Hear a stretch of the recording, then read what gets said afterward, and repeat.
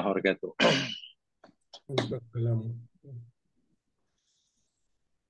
Baik, jemaah sekalian, sebelum kita mulakan kelas ini, kebetulan pula apa yang diniatkan oleh Tuan Haji Raihan sama dengan apa yang saya maukan. Pada malam hari ini kita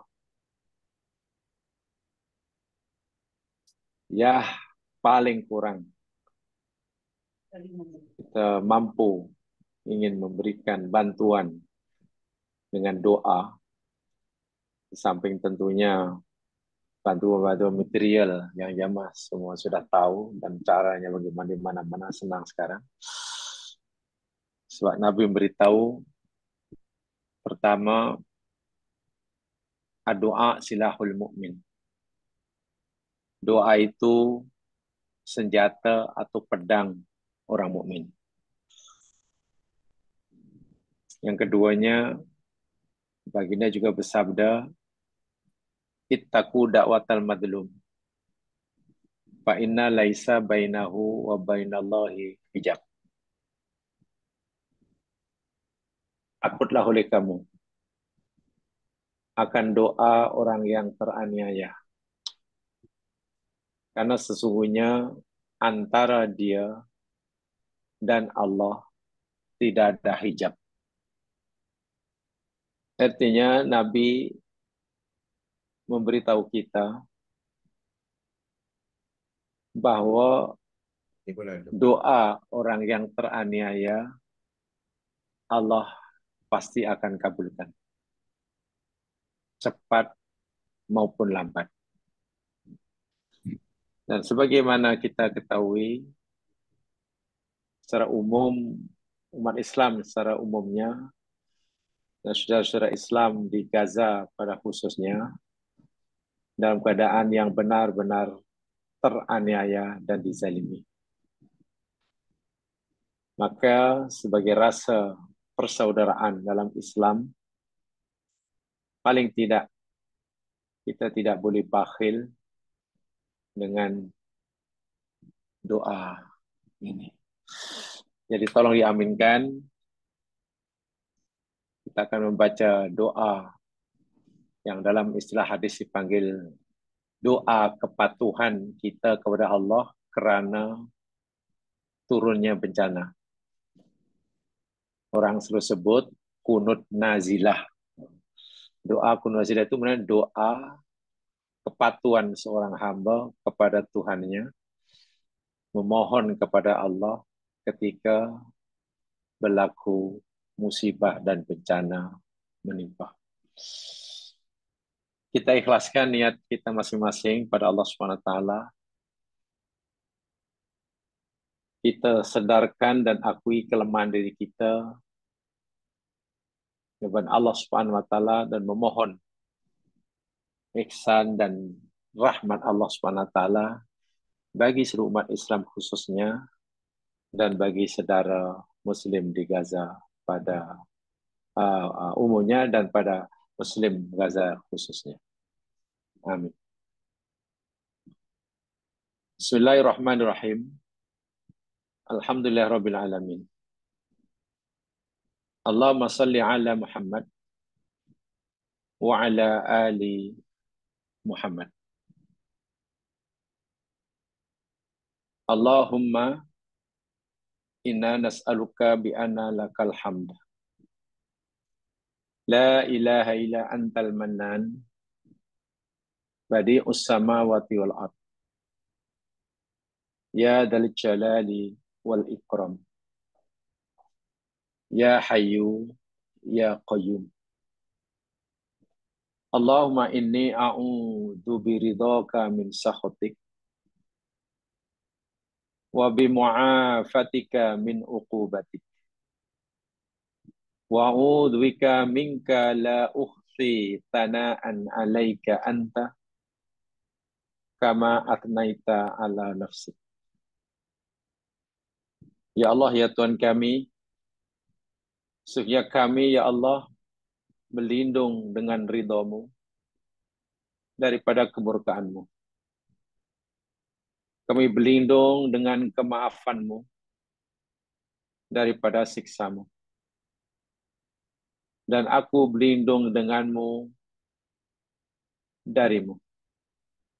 Ya Allah, kami lemah dan tidak mampu memberi puji-pujian ke atas Engkau, sebagaimana puji-pujian yang Engkau telah berikan kepada diri Engkau. Allahumma inna nasta'inuka wa nu'minu bik wa natawakkalu 'alaika wa nuthni 'alaika al-khair wa la nakfur. Allahumma iyyaka na'bud wa laka nusalli wa nasjud wa lika nas'a wa nafid narju rahmatak wa nakhsha 'adzabak inna 'adzabaka jaddul kuffari mulhik.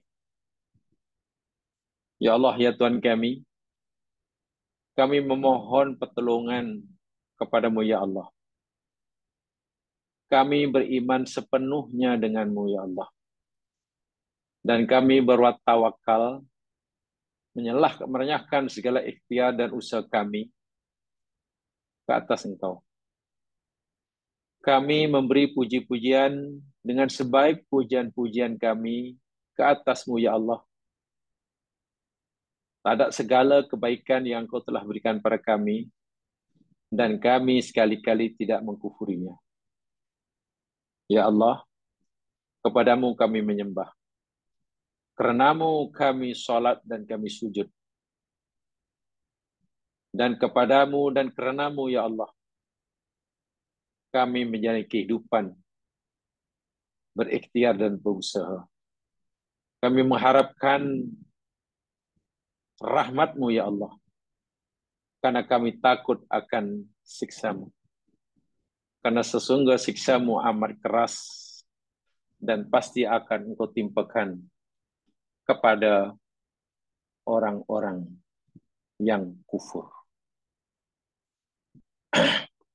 Allahumma a'izzal Islam wal muslimin wa adhil syirka wal musyrikin wansur ikhwanana al muslimin al mujahidin wal mustad'ifin fi Palestin wa fi kulli zamanin wa hin. Ya Allah, ya Tuhan kami, muliakanlah ya Allah Islam dan umat Islam. Hinakanlah ya Allah syirik dan orang-orang musyrik. Hinakanlah ya Allah kekufuran dan orang-orang kafir. Ya Allah, berilah pertolongan kepada kami. Pertolongan pada saudara-saudara muslim kami, mujahidin-mujahidin di antara kami, dan juga orang-orang yang ditindas dan lemah daripada kami, yang berada di Palestina saat ini. Allahumma dammir a'da'aka a'da'ad-din. Allahumma ahlikil kafarta wa syirka wal munafikin. Ya Allah, ya Tuhan kami,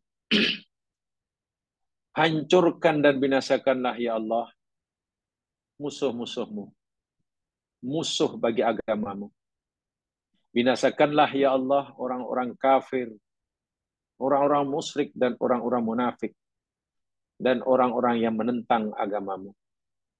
Allahumma inna naj'alu fi nuhuri a'da'ina wa na'udzu bika min syururihim.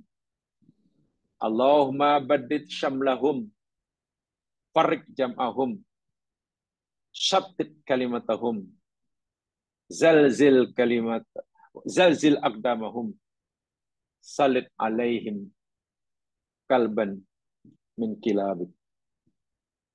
Ya Allah, ya Tuhan kami, supaya kami ya Allah jadikan pada leher-leher dan tengkuk-tengkuk musuh kami. Ya Allah, supaya kami jadikan pada leher-leher musuh kami, yakni kami serahkan kepadamu ya Allah azab mereka. Kami berlindung kepada denganmu, ya Allah, daripada kejahatan mereka. Ya Allah, ya Tuhan kami.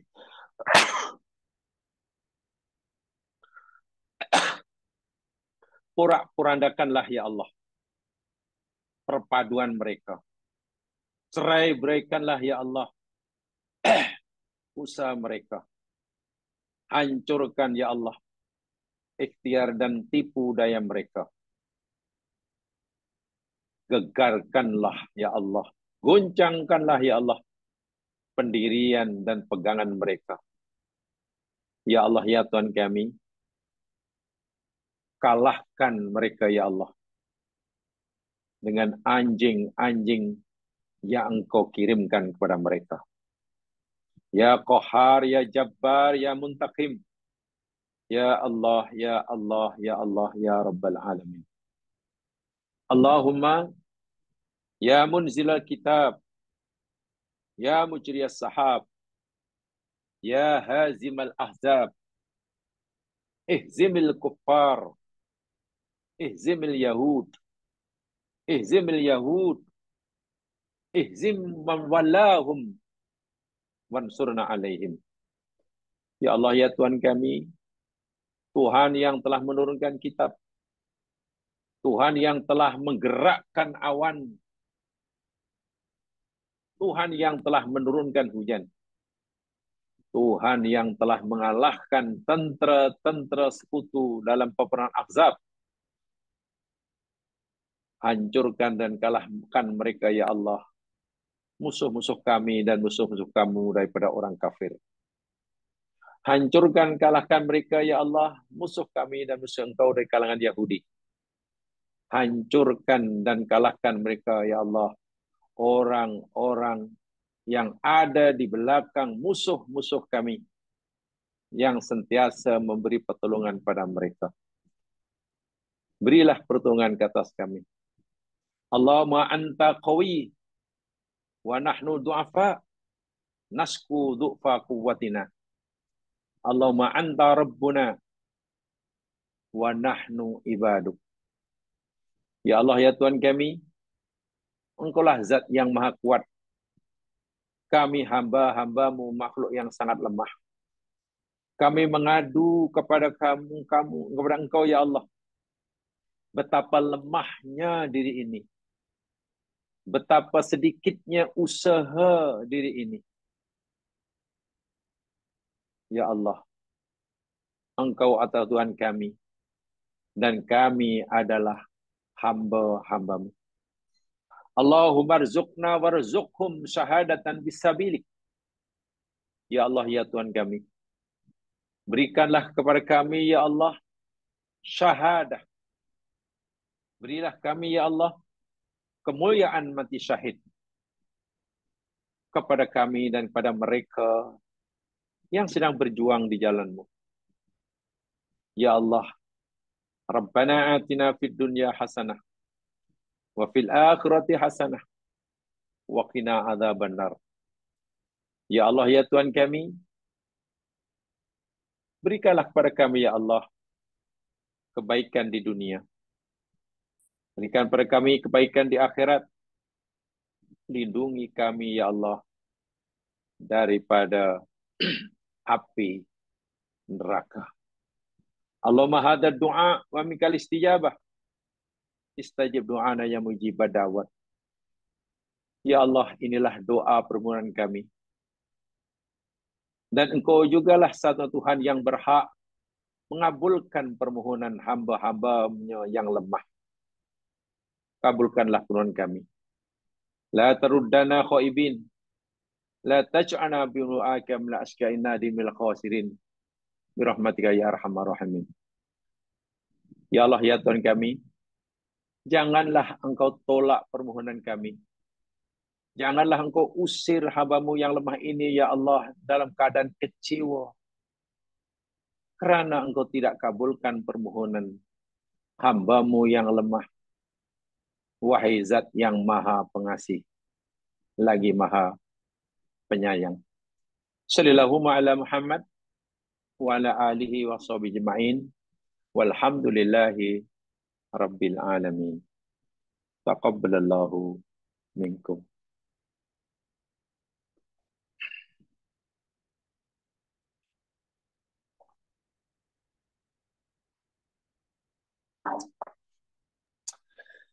Alhamdulillah, insyaallah kita akan teruskan siri kajian kita malam hari ini, menyambung apa yang kita telah pelajari minggu lepas, kaitan dengan permisalan ajaran Nabi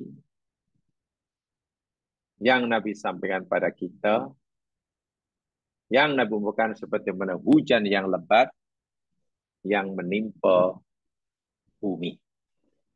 Bumi. Kenapa Datuk Hasim terbalik tu?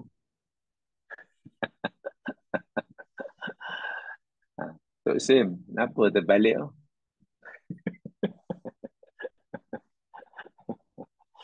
Apa. Hanya nampak terbalik aja. Yang penting realitinya tak terbalik. Jadi, hari ini kita akan baca dalam nota itu, ya, sambungan apa yang lepas,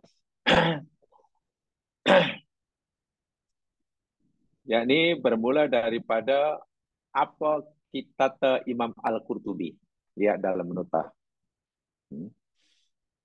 Lepas kita terpelajari beberapa tingkatan manusia yang mengambil faedah ilmu. Secara ringkas, di sini telah kita faham bersama. Nabi umpamakan ilmu, ajaran yang Nabi sampaikan pada umatnya, itu macam hujan yang turun membasahi bumi. Bumi yang ditimpa hujan itu ada 3 macamnya. Kita ya. Ada 3 macam jenisnya. Ada tanah yang nakiyah, dapat meresapkan air, menyimpan air, dan menumbuhkan berbagai tumbuh-tumbuhan. Ini ibarat orang yang menerima Islam, menerima Al-Quran, menerima hadis, belajar Quran dan hadis, diserap dalam dirinya, dan dapat membentuk kepribadiannya, mengubah cara hidupnya, meluruskan perjalanannya, membaiki dirinya jadi orang soleh, dan berjaya menjadikan orang lain pun soleh. Jadi ia baik dan dapat membaiki orang lain. Ibarat tanah nakiyah. Jenis yang kedua, bumi yang ditimpa hujan, itu ajadib. Ajadib ini yakni bumi yang keras. Hanya dapat menampung, tidak menyerap, menakung air. Memberi manfaat pada orang lain. Untuk minuman binatang, untuk menyirami tanaman. Tapi dia sendiri tidak banyak mendapatkan manfaat daripada air yang ditakungnya. Jadi ibaratnya macam kolah, itu ajalah kolam. Nah, orang seperti ini, ya, bumi yang ajaib ini umpamakan yakni manusia yang menerima Quran, baca Quran, belajar hadis, faham, banyak hafalan, banyak itu dan sebenarnya, tetapi dia tidak banyak mendapat manfaat daripada ilmunya. Tapi memberi manfaat pada orang lain. Bila orang lain tanya, dia tahu jawab. Orang lain tak faham, dia boleh bagi dia faham. Orang lain ingin pencerahan, dia boleh memberikan pencerahan. Karena pembacaannya luas, bacaannya banyak, hafalannya hebat. Hanya menampung saja. Jangan tanya bab ni. Tetapi Masya Allah, diri sendiri kurang mendapat manfaat daripada ilmunya. Karena dia hanya menampung, tidak meresap dalam hatinya. Sehingga perbuatannya mungkin tidak banyak berbeza. Dia banyak berubah. Walaupun dia punya banyak ilmu. Inilah namanya ajadib. Ibarat tanah ajadib. Dan ada pula, ba'yadzubillah, bumi yang ditimpa hujan, Nabi kata bumi itu jenis ki'an. Ini macam bumi batu lah ni. Nyerap air pun tidak, takung air pun tidak. Jadi hujan selebat manapun tidak memberi apa-apa manfaat bagi tanah kian. Karena ibaratnya batu, menakung air pun tidak. Jadi hilang itu je air, menyerap pun tidak. Wa'iyadzubillah, ini adalah jenis manusia yang hatinya kasar. Disampaikan ayat Quran, baca Al-Quran, baca hadis, tapi langsung tidak ada dalam memori otaknya. Hilang gitu saja. Dia tak dapat manfaat, orang lain apalagi. Ya, ibaratnya itulah, masuk telinga kanan, keluar telinga kiri. Atau mungkin baru nak masuk telinga kanan, sudah keluar balik. Wa'iyadzubillah, tumadzubillah. Secara umum, itulah makna hadis tersebut. Ya. Dan diberitakan, dijelaskan oleh Imam An-Nawawi, Nabi itu sudah kita pelajari, ada 3 tingkatan manusia dalam menerima ilmu agama. Baik, sekarang apa kita baca apa yang disampaikan oleh Imam Al-Qurtubi selepasnya itu. Ya. Imam Al-Qurtubi dan lainnya rahimahullah mengatakan Nabi SAW mengambil pemisalan terhadap ajaran agama yang baginda bawa dengan al-ghaib, yakni yang turun ketika sangat diperlukan, ketika tanah dalam keadaan tandus. Begitu pula keadaan. Nabi turun bawah itu macam hujan yang amat diperlukan oleh bumi yang kering. Ibaratnya. Bumi yang kering terlalu memerlukan hujan. Masyarakat Jaliyah kafir, tidak erti halal haram, tak tahu tujuan hidup. Nabi datang membawa wahyu. Wah, sama betul dengan bumi yang kering, panas, yang perlukan hujan. Begitulah keadaan manusia. Sebelum diutusnya para Nabi SAW, sebenarnya air hujan dapat menghidupkan kawasan yang tandus. Begitu pula dengan ilmu agama, yakni ilmu syarak maksudnya, dapat menggerak hati yang mati. Kemudian Nabi SAW menyerupakan orang yang mendengar wahyu dengan pelbagai macam tanah yang mendapatkan siraman air hujan. Di antara manusia ada yang berilmu, gemar mengamalkan ilmunya, dan mengajarkan ilmunya. Orang seperti ini sebagai halnya tanah yang subur, yang tidak, ya, yang dia dapat memanfaatkan untuk dirinya, yaitu untuk diminum, dan orang lain juga dapat memanfaatkannya. Masya Allah. Itulah apa namanya, naqiyah. Juga ada sebagian manusia lainnya yang memiliki banyak ilmu di masanya, namun dia jarang melakukan amalan-amalan nafilah, sunnah, atau juga tidak memahami secara mendalam ilmu yang dimilikinya. Akan tetapi dia mengajarkan ilmu yang dia kumpulkan tersebut pada orang lain. Ini maksud kedua, ibarat tanah ini tanah ajaib. Orang yang kedua ini, jadi tanah-tanah ajaib ini, jadi tanah yang menampung air, lalu dapat digunakan oleh manusia, oleh orang lain. Orang semacam ini termasuk dalam sabda Rasulullah SAW, ini. Ibarat tanah ajaib, manusia ajaib ini Nabi pernah sabdakan dalam hadis sahih riwayatul Muzi daripada Ibnu Mas'ud, Naddarallahu mra'an sami'a maqalati fawa'aha wa hafidhaha wa ballaghaha. Naddarallahu mra'atan sami'a maqalati. Semogalah Allah membaguskan, mencantikkan, mengelokkan seseorang yang mendengar sabdaku. Nabi memohon pada Allah agar siapa yang mendengar hadis Nabi, ya, Nabi doakan agar keadaan orang ini semakin cantik, semakin bagus, semakin elok. Kemudian ia menyampaikannya sebagaimana dia mendengarnya. Ini doa Nabi. Ini doa Nabi ini ditujukan pada mereka yang setakat hanya mampu mendengar, menampung, lalu yang menyampaikannya. Tapi ianya kurang memberi manfaat pada dirinya. Ada pula orang jenis, ada pula orang jenis lain yang mendapat ilmu, namun dia tidak menghafalkannya, tidak mengamalkannya, dan tidak pula menyampaikan pada orang lain. Inilah orang yang dibiskan oleh Nabi sehingga tanah tandus. Inilah Ya. tanah yang paling tidak guna. Hmm. Qi'an, yang paling tidak guna. Hadis ini adalah permisalan untuk dua kelompok yang dipuji karena keduanya memiliki kesamaan, yaitu beri manfaat bagi orang lain. Sedangkan kelompok ketiga ada kelompok yang tercela, yang tidak dapat mendapat apa-apa manfaat. Sekarang, penjelasannya lebih mudah, ini kesimpulannya. Siapakah manusia yang disebutkan dalam hadis ini? Lalu kita hendaklah jujur menilai diri kita, agak-agak kita termasuk yang mana. Nah, gitu ya. Siapakah manusia yang disebutkan dalam hadis ini? Begini penjelasan.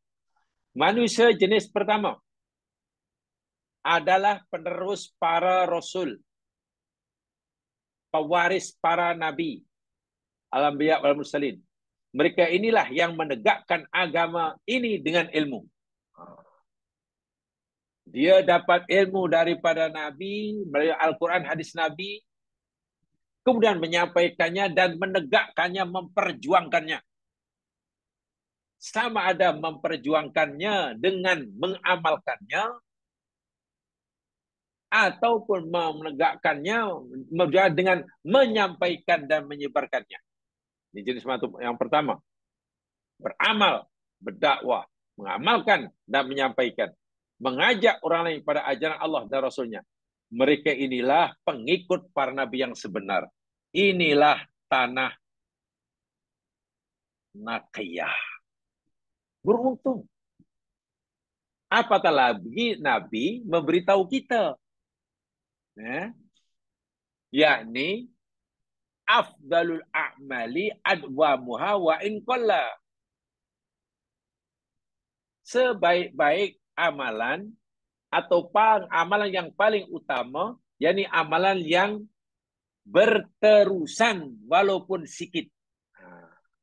Jadi kalau kita ingin menjadi manusia yang pertama terbaik, amalkan apa yang kita dah tahu, kemudian kita sampaikan pada yang belum tahu, secara berterusan, walaupun kita hanya tahu sedikit.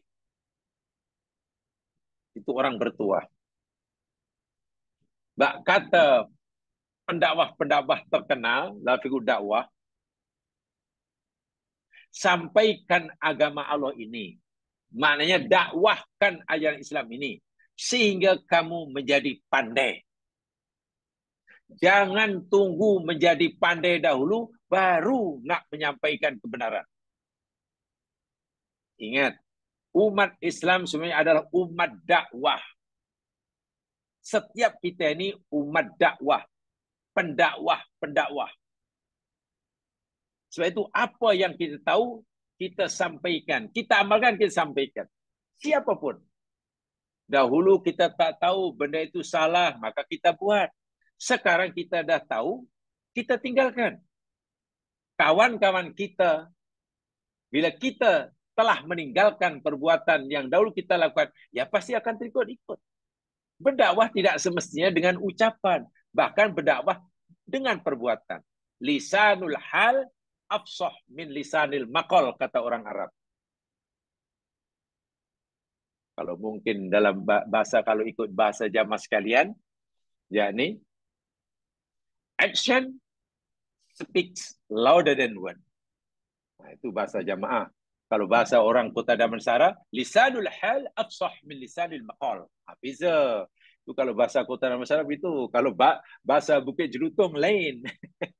Bahasa Bukit Jelutong, action speak louder than word. Ya. Suatu tindakan itu lebih berkesan daripada segala ucapan. Kita mungkin banyak kawan dalam dunia yang kita geluti sama-sama. Dalam apa sajalah. Dalam politik katalah, orang biasa banyak melanggar peraturan syariat. Dan kita tahu, kita jadi politician yang patuh pada syariat. Akhirnya orang lain akan ikut. Itu salah satu cara mendakwahkan kebenaran.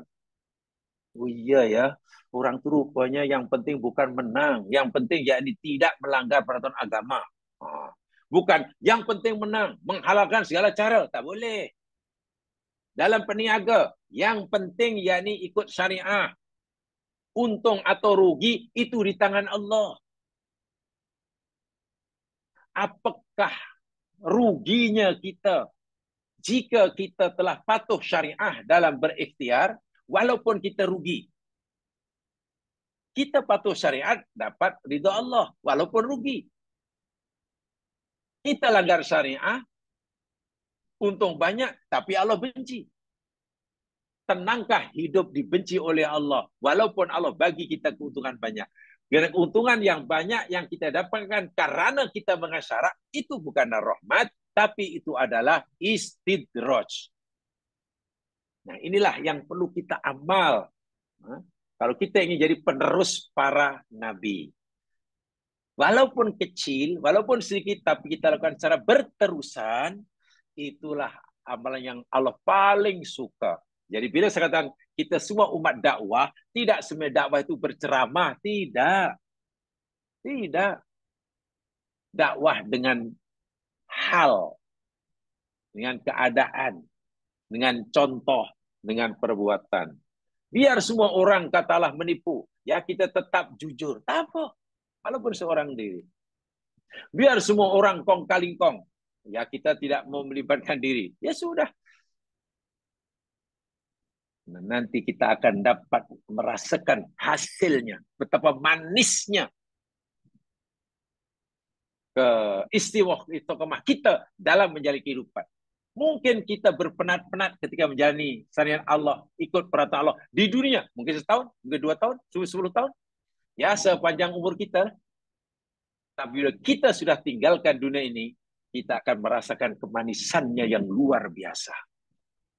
Sebaliknya, orang yang mungkin mendapatkan kesenangan kan apa yang diinginkan tercapai, tapi dengan cara yang tidak halal, mungkin dia gembira sesaat. Tapi begitu ia meninggalkan dunia, ya akan sengsara dan azab sepanjang masa. Wa'iyadzubillah. Maka inilah yang diibaratkan dengan tanah yang baik. Hatinya sentiasa bersih. Tanah seperti ini dapat menumbuhkan tumbuhan dan rerumputan yang banyak. Dia dapat memperoleh manfaat, begitu juga manusia dapat memperoleh manfaat daripadanya.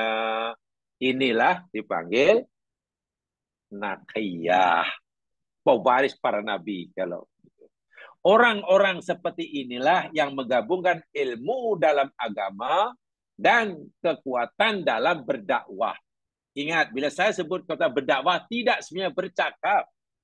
Berdakwah dengan perbuatan. Berdakwah dengan gaya hidup. Bila Allah suruh kita buat, walaupun di tengah-tengah orang lain yang melanggar. Begitulah maksudnya. Kita tetap sholat, walaupun berada di tengah-tengah orang kami yang tak ada seorang pun yang sholat. Itu maksud berdakwah itu. Kita tetap menjaga kehormatan diri, walaupun di tengah hidup dengan masyarakat yang sudah tidak langsung menilai, menganggap, menghargai nilai diri seseorang. Dan seterusnya. Nih, mereka lah yang disebut pewaris para nabi, sebenarnya disebutkan dalam firman Allah Subhanahu wa taala dalam surah Shad ayat yang ke-45. Surah Shad ayat 45, Allah Subhanahu wa taala berfirman, A'udzu billahi minasyaitonir rajim, wadhkur ibadana Ibrahim wa Ishaq wa Yaqub ulil aidi wal absar. Dan ingatlah, sebutkanlah wahai Muhammad tentang hamba-hamba kami, yakni Ibrahim, Nabi Ibrahim, Ishak putranya, Yakub putranya. Yang semua itu Nabi Ibrahim, Ishak, Yakub itu ulil aidi. Masya Allah. Ulil aidi, uli itu mana yang mempunyai. ID itu maknanya amalan-amalan atau budi atau jasa yang baik. Bahasa Arab, ulil aidi maknanya orang yang punya banyak jasa yang baik. Yang dikenang oleh banyak orang. Itu bahasanya ulul aidi. Wal absor, dan mereka itu ulul absor, orang yang punya pengetahuan yang benar. Nah, Nabi Ibrahim, Nabi Isa, Nabi Yakub dipuji oleh Allah pertama karena mereka para nabi, jadi pengetahuannya benar belaka, ilmunya benar belaka. Apa yang nak dilakukan di dunia, mereka tahu. Apa yang mesti ditinggalkan, tahu. Apa tujuan hidup, tahu. Karena mereka ulul absar. Sehingga kehidupan mereka, mereka isi dengan banyak amalan yang memberi manfaat pada diri mereka dan juga memberi manfaat pada orang lain. Amalan-amalan yang memberi manfaat pada pelakunya dan pada orang lain, orang yang punya amalan seperti itu dipanggil ulul aidi. Nah, ulul aidi. Jadi bertuah, sangat-sangat bertuah. Ya. Kekuatan, dan kekuatan ini sebut dapat disampaikan oleh dakwah pada lainnya. Manusia jenis pertama ini memiliki kekuatan hafalan, pemahaman yang bagus dalam masalah agama, dan memiliki kemampuan dalam tafsir. Kemampuan inilah yang membuat tumbuh banyak rerumputan di tanah tersebut. Tersebut. Sehingga ini yang membuat mereka lebih utama dari manusia jenis yang kedua. Artinya apa? Setiap kita sebenarnya punya peluang dan punya kemampuan menjadi umat Nabi yang macam ini. Ya mas sekalian, saya ingatkan kepada saya sendiri. Mari kita renungkan bersungguh-sungguh. Minta maaf. Jika sekiranya kita dalam kerjaya, profession yang kita geluti, ceburi, tidak berjaya atau kurang berjaya, atau sering membuat kita penat dan letih, seringkali membuat kita jemu dan jenuh dalam kehidupan, Allah Subhanahu wa taala melalui nabinya memberi kita peluang untuk melakukan usaha yang pasti kita beruntung, tidak akan rugi.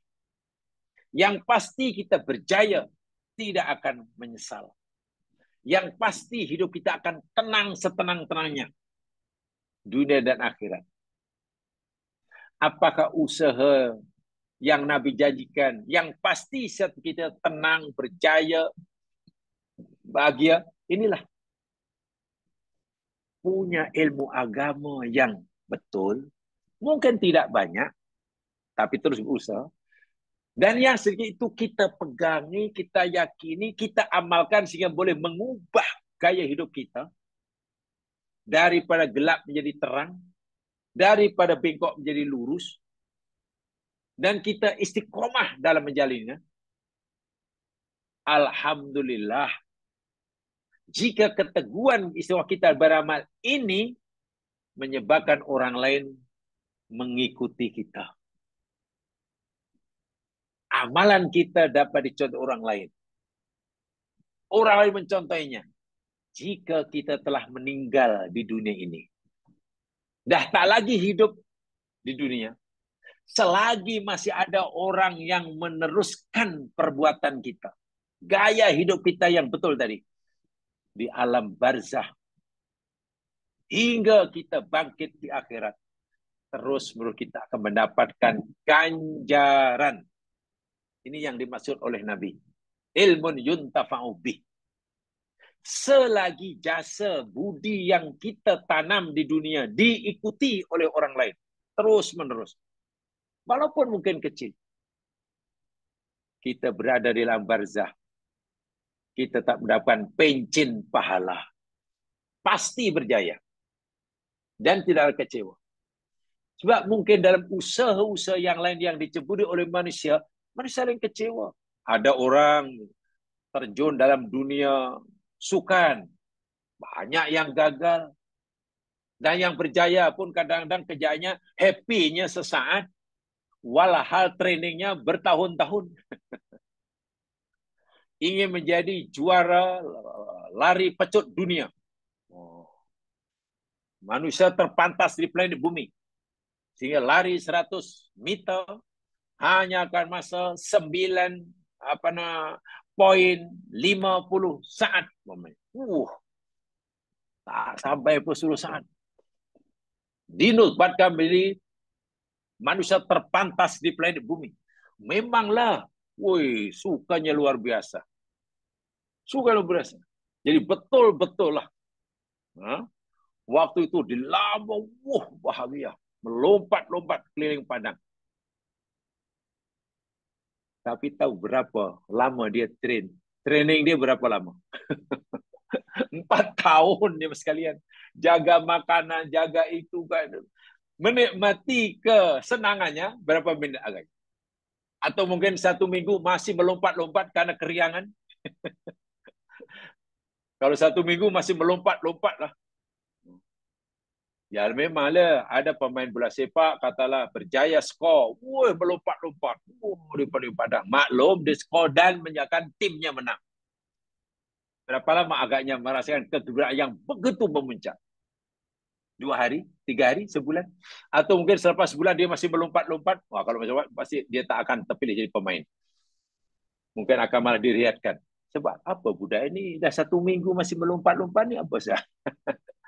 Mungkin. Tapi bila kita melakukan kerja Nabi ini jamaah sekalian, Allahu Akbar. Penatnya sekejap, tapi kegembiraan kemudian adalah kekal abadi. Peluang ini Nabi berikan pada seluruh umat manusia, khasnya orang Islam. Satu usaha yang pasti memberikan kita kejayaan yang membahagiakan. Baik, betul. Manusia jenis kedua adalah hufaz. Manusia kedua ini yakni golongan hufaz, para penghafal. Penghafal hadis, penghafal Al-Quran, hafal semua lah. Hafal itu, apa ini, apa. Ya nama hufaz. Hafal. Dan dia menyampaikan apa yang didengar. Sampai Quran apa, sampai orang lain, ayat sekian, hadis Bukhari nomor sekian, bunyinya bagian. Sampaikan. Kemudian orang lain pun mendatangi manusia jenis ini dan dapat mengambil faedah. Ramai orang datang berguru. Tanya masalah. Saya nak tanya Tuan. Hadis yang mengatakan bahawa ini apa? Oh, saya tahu. Hadisnya adalah nomor sekian dalam Sunan Tirmizi. Begini. Oh, jawab ayat apa yang kamu tanya itu ayatnya dalam surah ini. Ayatnya sekian. Tahu. Dan termasuk orang ini jamaah sekalian. Ini hadis Nabi sebelum kita uraikan. Nabi bersabda, tadi atas sudah ada, lengkapnya hadis itu berbunyi begini. Naddarallahu imra'an sami'a minna hadisan fahafidhahu hatta yablughahu ghairuhu. Fa innahu rubba hamili fikhin laisa fi faqihin wa rubba hamili fikhin ila man huwa afqahu minhu. Hadis sahih riwayat Tirmizi, Abu Daud, Ibnu Majah, Tabrani. Dan hadis ini dinilai sahih oleh Nasiruddin Albani. Terjemahannya, semoga Allah memberi nikmat. Semoga Allah memberikan kebaikan keadaan kepada orang yang mendengar sabdaku. Belajar hadis, hafal hadis, belajar Quran, hafal Quran. Kemudian dia menghafalkannya. Kemudian ia menyampaikannya kepada orang lain. Apa yang dihafal itu. Tapi Nabi beritahu, betapa banyaklah orang yang menyampaikan hadis, namun dia tidak dapat memahaminya. Nah, ini jenis kalau tanah ajadri. Dia menerima banyak hadis, hafal Al-Quran, tapi tidak dapat memahaminya. Dia hanya boleh jawab bila ditanya, ayat berapa ya? Nah, gini, oh surat ini. Hadis ini adakah ini? Tapi tidak memahaminya. Orang lain dapat manfaat. Karena dia tidak memahaminya, ya susah. Nabi beritahu, ada banyak yang seperti itu. Terkadang pula orang yang menyampaikan hadis menyampaikan pada orang lain yang lebih paham daripadanya. Katakanlah kita banyak hafal hadis, tapi kita kurang memahaminya. Ada orang tanya kita, ada tak hadis yang mengatakan bahwa, oh ya ada, hadisnya nomor sekian dalam Sunan An-Nasai. Bunyi hadis begini. Kita hanya itu, kepahaman kita secara itu. Orang yang bertanya itu akhirnya memahami lebih dalam. Oh begitu. Kalau itu masuk hadis ini diuraikan sehingga mendalam. Sehingga orang yang menerima hadis daripada kita lebih paham daripada kita yang menyampaikan. Dan itu banyak. Nabi 14 abad lebih lalu sudah beritahu. Banyak orang yang hafal Quran, tahu ayat Quran, hafal hadis, tahu banyak hadis. Dia boleh menyampaikan hadis yang dihafalnya, memberitahu ayat Quran yang dihafalnya, tapi karena kurang memahaminya, maka orang yang bertanya, yang menerima hadis dan Quran daripadanya, lebih memahaminya. Sehingga dia lebih alim. Yang menyampaikan ibarat tanah hanya ajadib, sementara yang menerimanya karena dia belajar untuk memahami, ibarat tanah menjadi tanah naqiyah.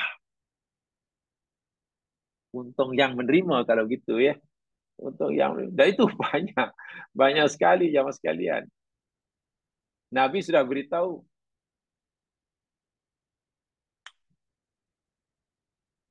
dalam dunia pendidikan, tak kira dulu atau sekarang, sebelum nanti saya bagi contoh yang dulu ya, ramai anak-anak murid setelah habis belajar daripada satu institusi pendidikan dan buat rajin, buat kajian dan terus mendalami ilmunya. Setelah beberapa tahun kemudian, si murid ini jauh lebih terkenal, alim daripada guru yang pernah mengajarnya. Ya, wal ilmu yang diterima oleh murid ini daripada guru yang mengajarnya. 10, 15, 20 tahun kemudian, dia jauh lebih alim daripada guru yang menyampaikannya. Itu biasa, hari ini biasa. Hari ini biasa. Hari itu saya dapat tetamu. Jadi pada beberapa pensyarah Universiti Indonesia, terutamanya UNIDA, Universiti Islam Darussalam Gontor. Ya. Ada 8 pensyarah pernah datang ke Malaysia. Salah seorang itu pernah di sini. Jarah kalau datang ke rumah.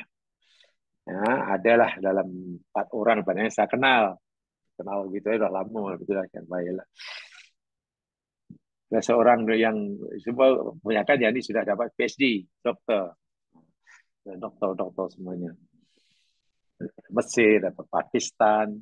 Nah, yang lucunya, ada seorang beliau doktor ini, dia kata saya agak terlambat belajar karena saya berhenti lama lepas master daripada Pakistan, saya berhenti lama. Itu karena jadi pesarah dan saya untuk dapat title PhD paling tidak, ya saya belajar. Jadi ketika nyambung pelajar untuk PhD, umur dia sudah 41 masuk 42 tahun. Masih. Ya tak apalah, belajar tak kan. Ya kata orang, better late than never kan. Ya lah. Setelah belajar, pasca sarjana, ketika ia nak melakukan ujian, munakosah dipanggil, ujian dalam mempertaruhkan dia punya tesis dia, disertasi dia, diujilah oleh profesor-profesor itu. Dia terkejut, rupanya salah seorang profesor yang munakosah, yang menguji dia dalam mempertahankan karangan ilmiahnya itu, muridnya semasa di sekolah menengah. Di sekolah menengah. Jadi terkejut. Jadi muridnya sudah lama jadi profesor, bekas gurunya baru ambil dan diuji. Jadi dia pelik lah jadi muridnya. Itu dia jadi kenangan yang manis katanya. Akhirnya beliau pernah cerita, betul sabda Nabi katanya. Boleh jadi sering kali berlaku orang yang mendengar ucapan hadisku yang disampaikan oleh seseorang, katalah A, mendengar hadis pada B. Katalah A mendengar Al-Quran daripada B, karena B lebih dahulu tahu hadis dan Qurannya. Tapi A yang menerima suatu lebih faham, lebih fakih. Ia ibarat tanah menjadi naqiyah, sementara B masih tetap berpredikat ajadid. Nah, itu bergantung pada usaha. Tentulah muridnya lebih berjaya. Itu jenis yang kedua. Nah, yang kedua. Jadi siapa orang-orang seperti itu? Ini contohnya. Siapakah contoh ya dari kedua jenis manusia di atas itu? Mari, cobalah kita bandingkan. Ini ringkasan ya, jamaah sekalian, daripada apa namanya uraian, uraian hadis ini dalam bahasa Arab. Jadi saya coba terjemahkan secara bebas. Nah, gitu. Saya kutip pada uraiannya. Cobalah kita bandingkan berapa banyak hafalan Abu Hurairah dengan Ibnu Abbas. Coba. Pengkaji hadis telah tahu, Abu Hurairah itu seorang yang sangat kenyang dengan hadis. Sehingga ramai pada ulama hadis memberi gelaran Abu Hurairah itu, Qad syabi'a Abu Hurairah.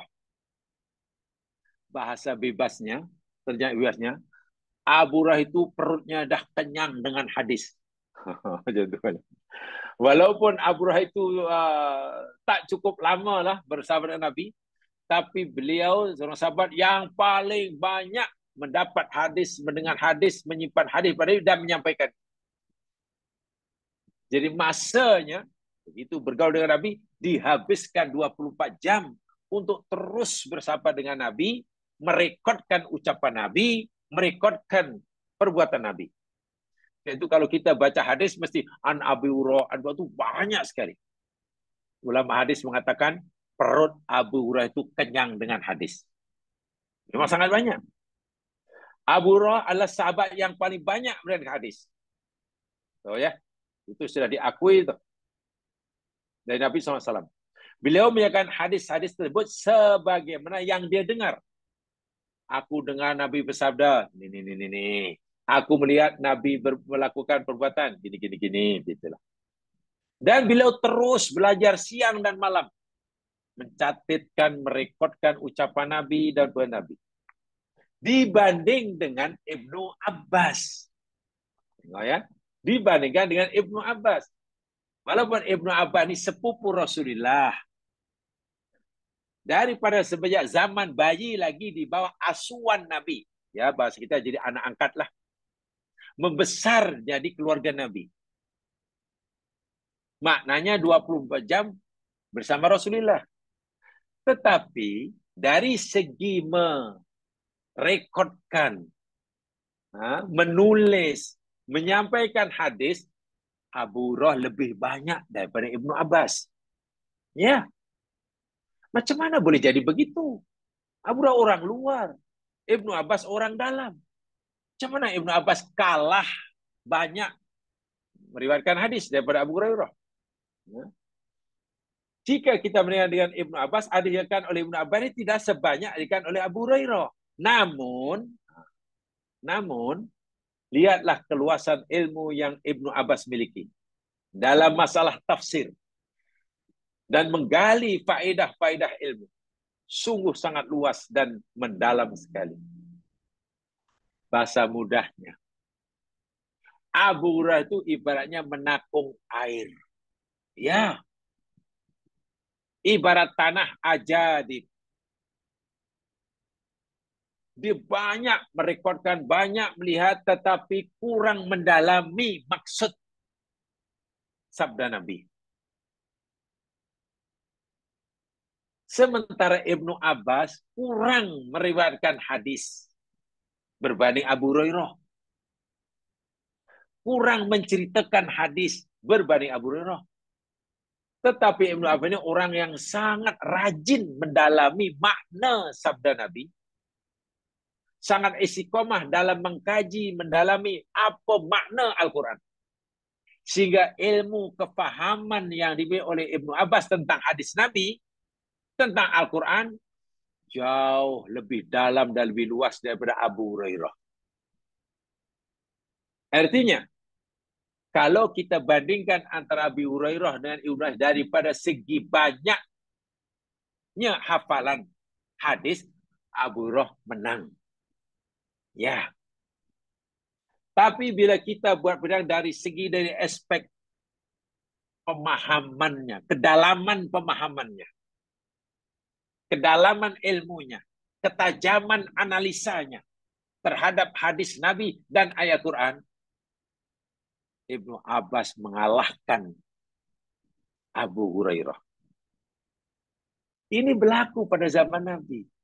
Sehingga bila Nabi menyatakan, ya Ibnu Abbas itu ibaratnya tanah-tanah naqiyah. Ya, beliau mufasir yang tersohor. Ibnu Abbas ibarat tanah ajadib. Hafalannya banyak, periwayat hadisnya banyak, tapi dari segi pemahamannya bukan tidak ada. Pemahamannya kurang mendalam dibandingkan dengan Ibnu Abbas. Nah, setelah Abu Hurairah dan Ibnu Abbas, para ulama bagi menjadi dua juga. Contohnya, kelompok ini di kalangan sahabat ya, kalangan sahabat. Kalau pertama adalah hufaz yang banyak memberikan hadis. Kalau kedua yakni yang banyak menggali faedah, menjelaskan hukum hakam, memiliki kefahaman yang mendalam tentang hadis. Kelompok pertama yang rajin menghafal hadis, meriwayatkan hadis. Qala, aku mendengar, aku melihat, aku mendengar. Ini kalau lepas sahabat. Kelompok pertama ini contohnya kalau dalam sejarah hadis bidang hadis, Abu Zur'ah contohnya, Abu Hatim, Amar An-Naqid, Amr bin Naqid, Abdul Razak, Muhammad bin Ja'far, Sa'id bin Abi Arubah.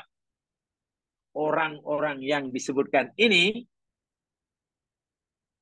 orang-orang yang banyak menerima hadis, banyak hafalan, banyak menyampaikan hadis.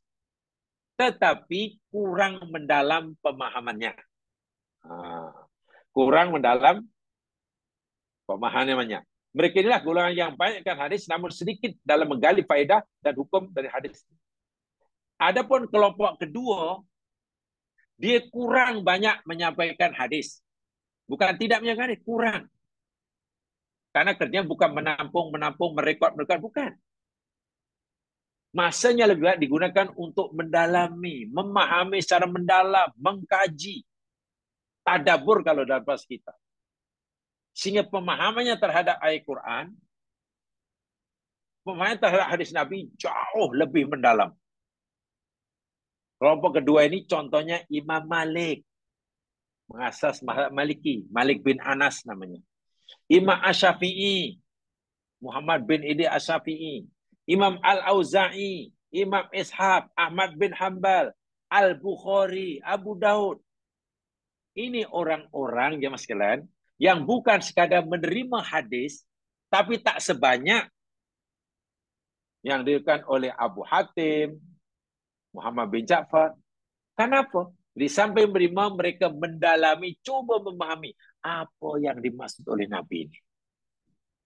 Sehingga mereka ini, Imam Al-Bukhari bukan sekadar perawi hadis sama sekalian. Bukan. Mereka faham, beliau faham tentang hadis itu. Dikaji secara mendalam. Contohnya Malik bin Anas. Imam Malik, Muhammad Maliki. Bukan sekadar memberikan hadis. Beliau ada kitab namanya nama Al-Muwatta. Kitab hadis yang disusun oleh Malik namanya Al-Muwatta. Dia menerima hadis, merekodkan hadis. Tapi kalau tanyalah mana lebih banyak, Abu Hurairah lebih banyak. Tapi karena masanya lebih banyak bukan untuk memahami, mendalami, mengambil kesimpulan hukum. Sehingga orang-orang seperti ini boleh berfatwa. Imam Syafi'i boleh berfatwa dan seterusnya. Nah, contoh yang seperti inilah untuk generasi selepas Nabi. Orang seperti Imam Malik, Imam Ahmad, Asy-Syafi'i, Imam Bukhari ibarat tanah itu tanah naqiyah. Sementara orang seperti Abu Zur'ah, Hatim, An-Nakid, Abdul Razak, Muhammad Ja'far, Sa'id bin Abi Arubah, ibarat tanah ajadib. Macam Abu Hurairah. Imam Malik, Imam Syafi'i, itu macam Ibnu Abbas. Mendalam sekali. Mendalam sekali. Nah, kelompok inilah manusia yang paling berbahagia dengan wahyu Allah dan sabda Rasulnya. Namun di antara keduanya memiliki perbedaan, yaitu yang satu memiliki kefahaman yang lebih mendalam dari yang lainnya. Akan tetapi keduanya sama-sama memberikan manfaat pada orang lain. Yang dapat menerima, merekodkan, menyampaikan, memberi manfaat orang lain. Yang mendalaminya, mengkajinya, memberi manfaat pada orang lain juga. Tetapi tentulah kelompok yang bukan sekadar menerima, membaca, menghafal, menghimpun, tapi juga mendalami maknanya, ini lebih tinggi. Jasanya tentu lebih besar. Sebab itu kalau kita sekarang, contohlah dunia sekarang, kan ya yang terkenal walaupun tidak hanya 4, yang terkenal hanya 4 kan, Abu Hanifah, Hanafi, Maliki, Syafi'i, Hambali. Kenapa begitu Ustaz? Kenapa tidak ada madhab Abu Hurairah? Kamu ikut siapa? Oh, saya ikut madhab Abu Hurairah. Lah, itu kan sahabat Nabi, tak boleh bermadhab dengannya. Jamaah sekalian, kenapa sahabat Nabi tidak ikut madhab? Ya, karena mereka ini, contoh Abu Hurairah, tidak banyak berfatwa. Karena kajiannya terhadap ayat, terhadap hadis ini tidaklah sedalam seperti Malik. Saya itu kurang banyak. Kita tak pernah dengarkan fatwa Abu Hurairah dalam masalah ini. Tak ada. Tidak ada. Dan memang Allah pilih orang seperti Abu Hurairah itu seperti ini. Minta maaf kedua-dua golongan ini memang orang yang hebat. Betul. Minta maaf orang yang paling tak hebat, minta maaf paling tak berguna, manusia jenis ketiga. Nah, itulah. Yakni bukan masuk golongan pertama, bukan masuk golongan kedua. Yakni mereka yang tidak mau menerima petunjuk Allah, tidak mau menoleh pada wahyu, mengabaikan wahyu. Ibarat tanah itu tanah yang berbatu, ditimpa hujan lebat pun, atau tidak sama ya. Menapung air tak boleh, beri manfaat orang lain boleh. Orang seperti inilah yang Allah sebutkan di dalam Al-Quran. Surah Al-Furqan ayat 44.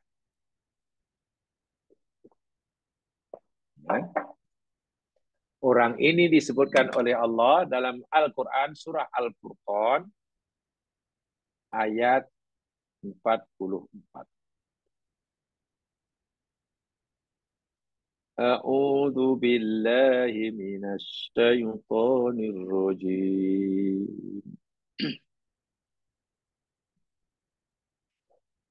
Am tahsabu anna aktsarahum yasma'una aw yaqilun inhum illa kal an'ami bal hum adallu sabila. Bahkan adakah kamu menyangka, engkau mengira bahwa kebaikan mereka manusia umatmu itu, wahai Muhammad, mereka itu mendengar atau memahami? Muhammad, ada kamu fikir kebanyakan pengikutmu, umat kamu, yakni orang kafir Quraisy itu mendengar, berakal? Allah kata, jangan kamu fikir macam tu Muhammad. Inhum illa kal an'am. Tiadalah mereka itu melainkan seperti mana binatang ternak. Allahu Akbar. Sama dengan unta, wahai Muhammad. Balhum adallu sabila. Bahkan mereka itu lebih sesat daripada binatang ternak. Ibarat tanah itulah tanah pilihan. Ini umat Nabi.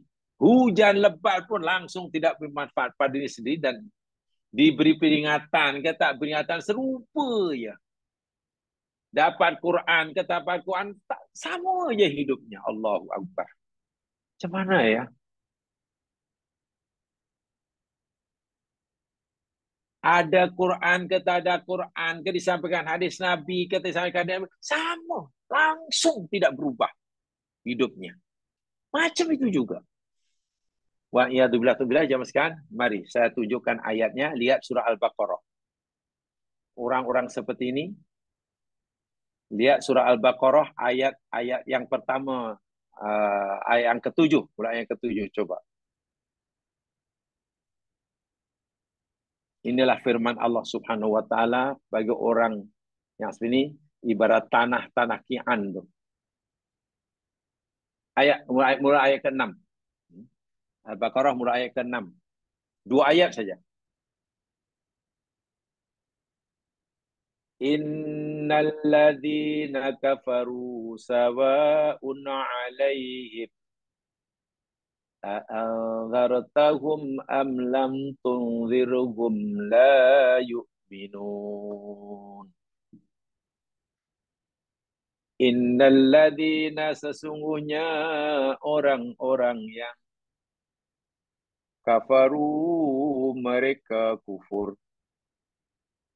sawa'un 'alaihim, sama sahaja atas mereka, a'andartahum, sama ada engkau beri peringatan kepada mereka, amlam tundirhum, atau engkau tidak beri peringatan kepada mereka. La yu'minun, mereka tidak beriman. Allahu Akbar. Muhammad, sebenarnya orang-orang kafir itu, kau bagi peringatan ke, kau sampaikan wahyuku ke, engkau tak sampai, tak bagi tahu mereka wahyuku, sama ya mereka. Tetap tak beriman. Allahu Akbar. Kau ingatkan mereka kan, mereka tak beriman. Kau ancam dengan neraka pun, kau bagi janji surga, sama ya. Itu perumpamaan tanah Ki'an. Hujan lebat tidak menampung air dan tidak meresap dan hilang itu saja. Wahyu yang Nabi sampaikan kepada orang itu dengar Quran, kita dengar Quran, kan Nabi ingatkan, dan sama ya, tetap tidak benar. Perangai macam itu juga. Orang macam ini yang Quran kata seperti hayawan, kal an'am.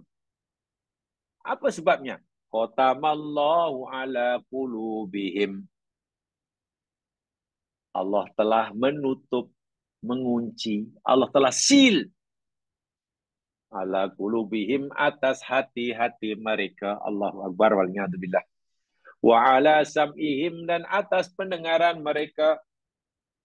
Wa ala abasarihim, dan di atas penglihatan mereka. Ghishawah, ada penutup, ada tutupannya. Hati pendengaran telah terkunci, penglihatan telah ada tutupannya.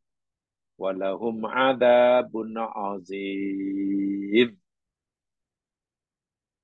Orang bagi mereka adab yang sangat pedih. Allahu Akbar, sedih sekali. Ibarat tanah-tanah Ki'an ya. Ibarat tanah-tanah Ki'an. Bahkan bukan sekadar diberi peringatan, kata diingatkan kesumpahnya. Lebih daripada itu pun mereka tidak beriman. Baik. Allah bagi perumpamaan lebih dahsyat ya Mas. Coba lihat ayat ini.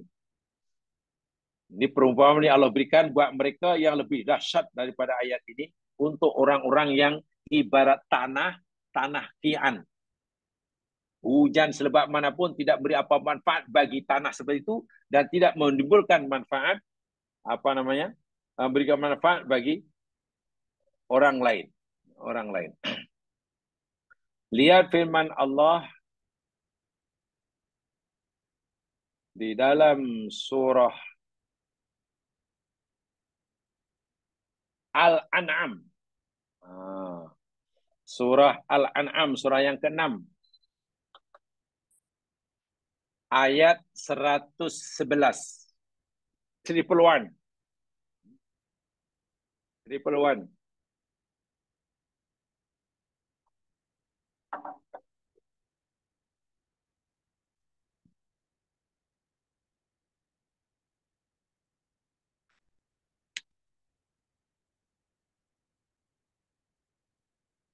Ini ciri orang yang hatinya mati. Tentulah ini orang kafir maksudnya ya. Orang kafir. Atau dalam bahasa lebih umum, kafir dalam arti kata bukan mukmin ya. Atau dalam bahasa umum, orang yang hatinya sebenarnya terkunci. Kalau dia kata beriman pun hanya luar. Hatinya tidak, imannya tidak bersama hati. Namanya munafik. Sama dari orang kafir yang terang-terangan kufur zahir batin, atau orang kafir yang pura-pura mukmin, namanya munafik. Bahaya kan? Dia mengucap syahadah, tapi diingatkan dengan Quran. Ada Quran, kata ada Quran ke? Disampaikan hadis Nabi ke? Tidak ke? Apa ke? Bahkan ada apa-apa buktinya. Tetap saja gaya hidupnya tidak berubah. Tak ada bezanya antara gaya hidup orang ini dengan orang yang bukan Islam. Sedih tak sedih kalau macam itu? Sama aja. Bahkan Allah buat perumpamaan lebih dasar. Orang yang hatinya sudah berkunci, matanya sudah tertutup, pendengarannya sudah tersumbat, yang Quran umpamakan seperti mana binatang itulah. Binatang ini zaman sekarang, kalau kita nak jalan bawa kereta, lalu depan tu ada lembu nak melintas, agak-agak ada kesannya tak kalau kita tekan horn. Kalau kita horn, lembu itu tunggu bagi laluan kita. Kalau kita tak horn, dia lalu. Atau selamba je. Kita horn ke tak ada horn ke serupa. Itu lembu. Kita tekan horn ke tak tekan horn, sama je serambu. Tak ada macam. Berhenti pula. Dan buang nadi itu tanpa rasa bersalah. Itu lembu. Itu lembu. Macam mana? Allah umpamakan macam tu lah. Ini perumpamaan yang sangat dasar ni. Orang-orang seperti ini, kata Allah, walau annana. Dan jikalau sesungguhnya kami Allah maksudnya, nazzalna, kami turunkan, ilaihim kepada mereka. Mereka orang-orang yang Nabi umpamakan hatinya, jiwanya macam Qi'an ini. Tanah, batu ini. Al-malaikat, para malaikat. Kalaulah kami turunkan pada mereka ini malaikat. Yang memberitahu pada mereka adanya surga neraka itu malaikat. Yang memberitahu pada mereka halal haram itu malaikat. Bukan manusia Nabi Muhammad, kawan mereka. Jadi malaikat yang terus jumpai mereka. Allah haramkan atas kamu ini. Bukan Muhammad yang mereka kenal. Wa kallamahul mauta. Dan jikalau orang-orang yang mati, Allah hidupkan semula, lalu bercakap-cakap dengan mereka. Tok naya mereka yang dah mati, Allah kena hidup semula, lalu cerita tentang adanya siksa kubur dan nikmat kubur. Jadi yang cerita tentang nikmat kubur itu bukan orang yang belum ada pengalaman mati. Tapi tok nenek moyang yang dah mati 100 tahun bangkit semula. Betul. Di kubur itu ada siksanya, ada nikmatnya. Di kubur itu. Katalah. Dan yang dia cerita ni, orang yang dah ada pengalaman di kubur ni. Wa hasyarna alaihim kulla syai'in kubula. Dan kami, kalaulah kami himpunkan segala sesuatu yang gaib di hadapan mereka. Alam gaib dibuka, siksa kubur didedahkan, neraka diperlihatkan, setan diperlihatkan, katalah semuanya lah. Amal baik, amal buruk tiba diperlihatkan. Apa kata Allah? maka liyu'minu. Tidaklah mereka akan beriman. Allahu Akbar. Itu orang yang hatinya sudah kian macam itulah. Jangankan yang di Allah lantik Nabi itu manusia. Jika yang Allah lantik jadi utusan malaikat pun mereka tak percaya. Bayangkan. Jangankan yang cerita tentang alam kubur itu orang yang belum ada pengalaman mati. Jika yang pergi kuliah tentang siksa alam kubur itu orang yang dah mati, ada pengalaman mati hidup, itu pun mereka tak percaya. Bahkan jika hijab menghalang yang kita dan kubur ini diangkat oleh Allah, lalu mereka nampak siksa kubur, nampak nikmat kubur, nampak setan, nampak alam barzah, nampak arah, mereka tidak akan percaya. Masya Allah. Itu luar biasalah teruknya. Balhum adal. Bahkan mereka itu lebih sesat daripada binatang. Ya, lebih sesat daripada binatang. Karena sekurang-kurangnya jamaah sekalian, ada yang binatang itu tahu adanya siksa kubur. Tahu, tapi mereka tidak diwajibkan oleh Allah menjaga diri siksa kubur. Mereka hanya tahu aja. Contoh, Nabi bersabda dalam hadis sahih, bila ada orang yang dalam kubur disiksa oleh Allah dengan yang sangat dasar, jeritan dan pekikan ahli kubur itu dapat didengar oleh seluruh makhluk Allah kecuali dua, manusia dan jin.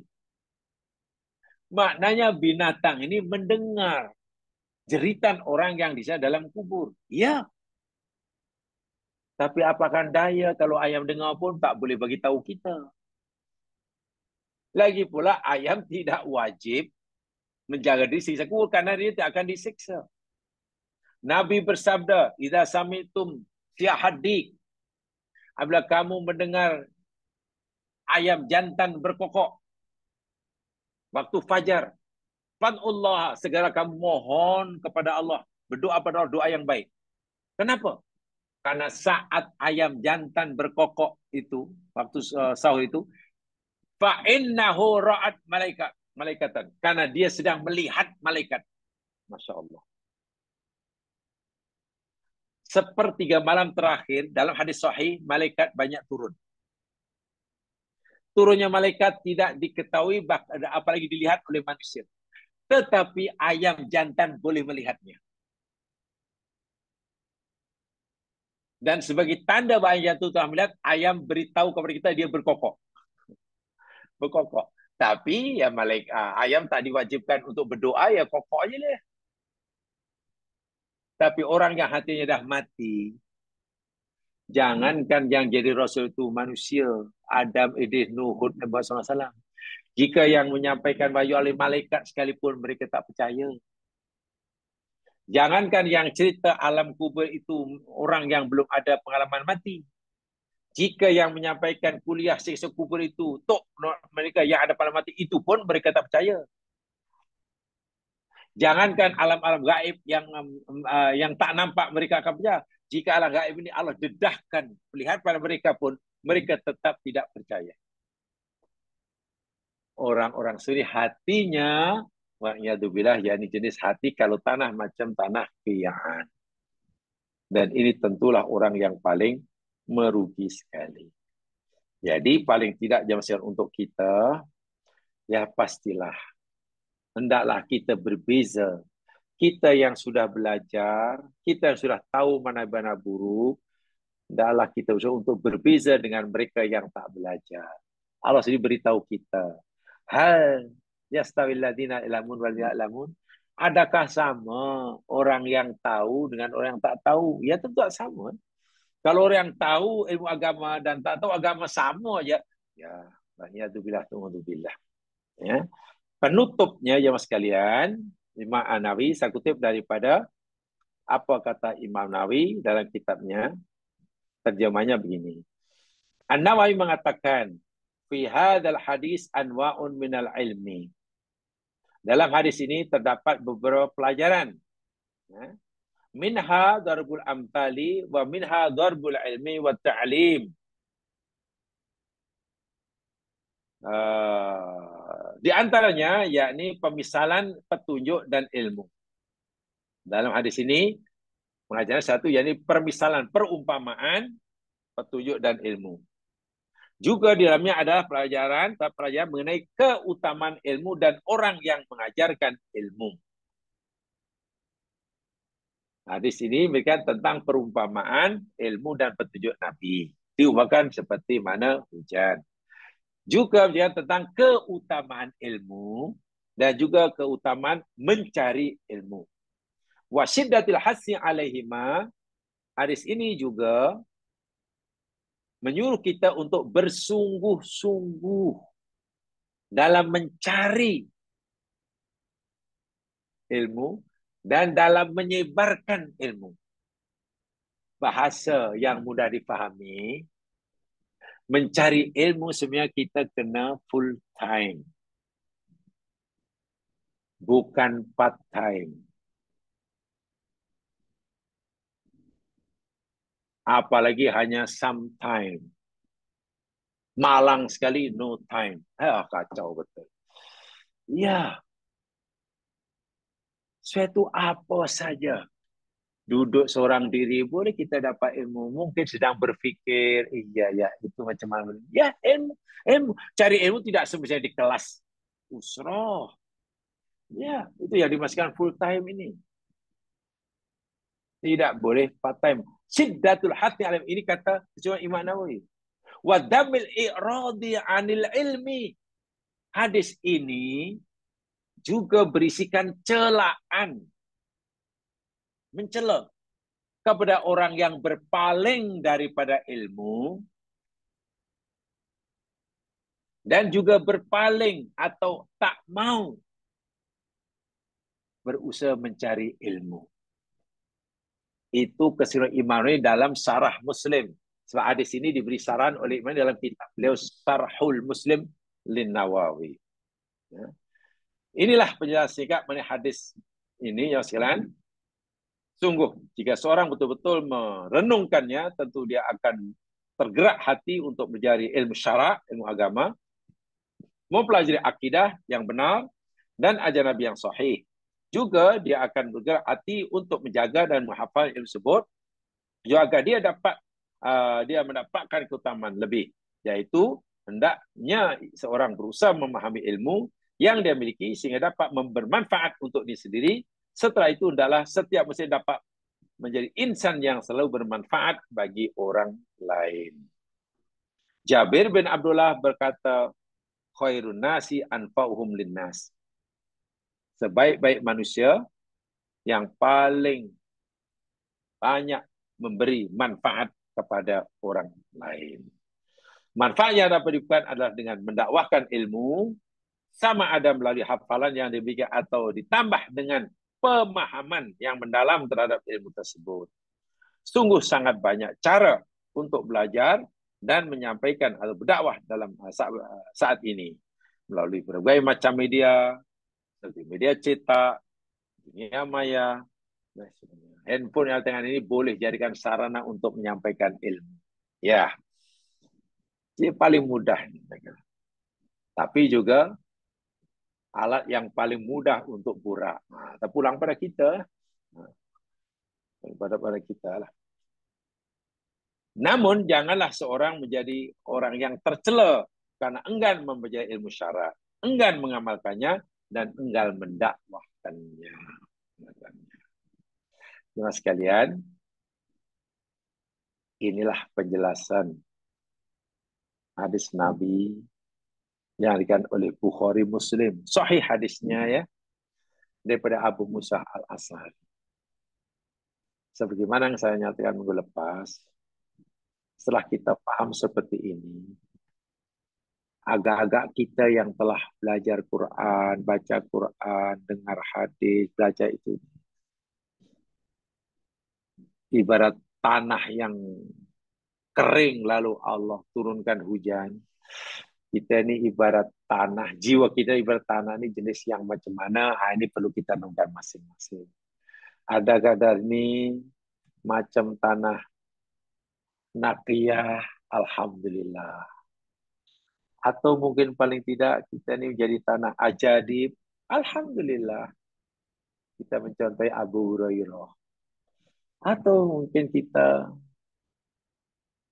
kalau nakiyah itu mencontohi Ibnu Abbas, Mas Syafi'i. Tapi wala'iyadu billah tumadzubillah. Setelah kita mendapat banyak, mendengar banyak ilmu-ilmu agama, ibarat tanah kita tanah kian, tanah yang berbatu-batuan. Ya. Hujan yang turun tidak memberi manfaat bagi dirinya, apalagi bagi orang lain. Sebab itulah peluang ini adalah peluang keemasan bagi setiap kita. Saya ulangi, apapun profesi kita, ini adalah peluang yang ditawarkan oleh Nabi, berlaku untuk semua kita.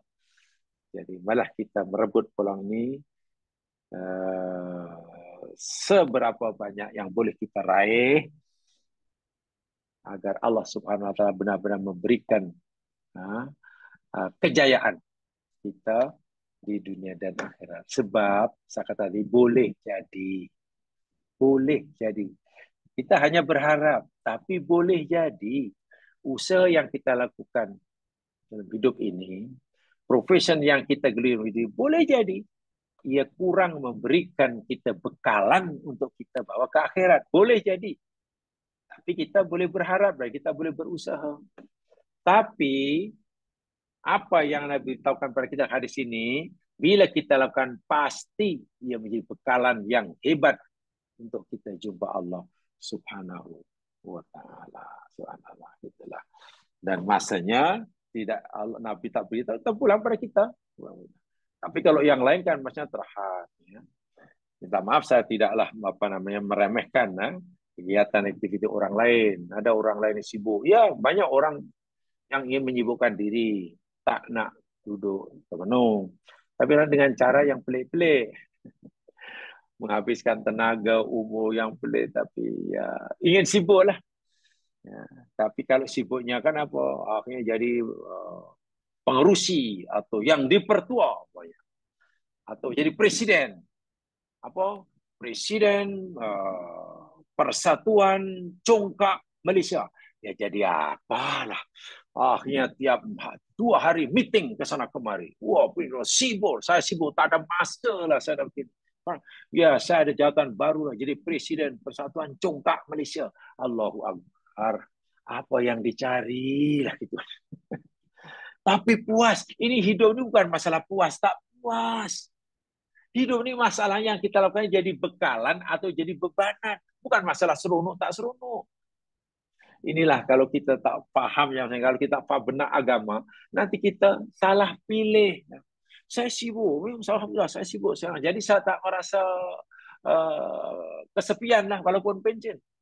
Karena alhamdulillah saya banyak jawatan sekarang. Di sini jadi saya Presiden Persatuan Congkak. Di sana jadi Timbalan Presiden Persatuan Catur. Ya, jadi meeting hampir tiap hari lah. Kadang malam Jumat pun meeting.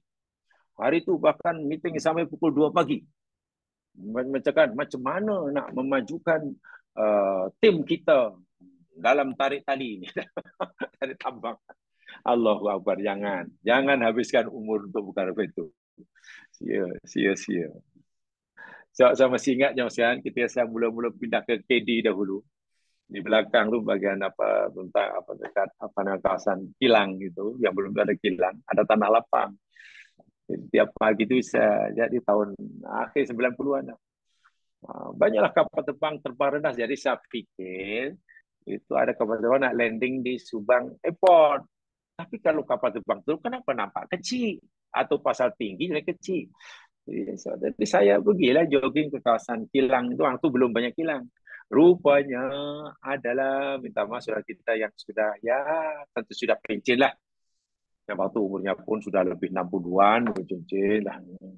Rupanya main itu, kapten pakai remote tuh, bukan main seronok. Jadi saya pun tanyalah Pak Cik, oh ya lah saya ni ada kawan-kawan tiap Hari jumpa paling tidak seminggu 5 kali lah. Tambah je cara ceras katanya. Jadi ceras. Yalah, saya sekarang kalau tidak pun tak tahu apa nak buat kat rumah. Soalnya hari jumpa kawan main. Wow, wow. Dan saya tak bosan ke datang je daripada ceras ke KD hanya main. Wang, wang. Atau mungkin orang ni belum puas main masa kanak-kanak. Tak tahulah.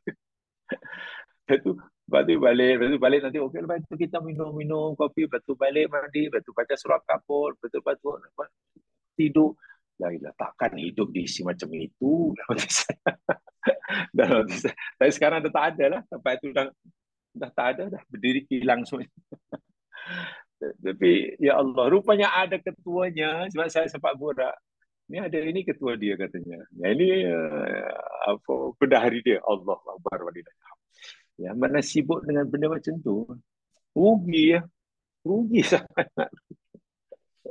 Mudah-mudahan jemaah sekalian kita dibimbing oleh Allah SWT dan sentiasa tahu mana yang terbaik untuk kita lakukan sebelum kita dipanggil oleh Allah. Sebab kalau kita salah memberi keutamaan, prioriti dalam melakukan satu kerja ya, kita akan rugi dan menyesal suatu saat.